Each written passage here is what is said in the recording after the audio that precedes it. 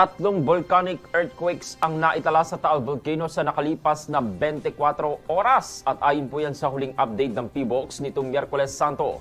Patuloy din po ang pagbuga ng sulfur dioxide na umabot naman sa 1,225 na tonelada bawat araw nitong Abril 14. Sa kabila po ng kawalan ng kapansin-pansing pagbuga ng makapal na usok, nakapagtala pa rin po ang mga otoridad ng mahinang pagsingaw ng plume na napadpad naman sa Hilagang Silangan. Ikawalong araw na ngayon nang naitatalang pagyanig sa paligid ng bulkan. Indikasyon po yan ng patuloy nitong aktibidad. Nagmistulang zero visibility naman ang naranasan sa paligid ng Taal Volcano Island dahil po yan sa haze na posibleng dulot ng volcanic aerosols. Ayon po yan sa Municipal Disaster Risk Reduction and Management Council ng Talisay nitong Martes. Pinapayuhan po ang publiko, lalo na ang mga residente malapit sa bulkan, na manatiling alerto at sumunod sa mga paalala ng lokal na pamahalaan at ng PBOX upang maiwasan ang anumang panganib.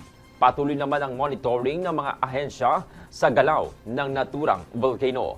Nananatili pa rin po sa Alert Level 1 ang Taal Volcano dahil po yan sa bahagyang aktibidad na patuloy na itatala ng mga otoridad.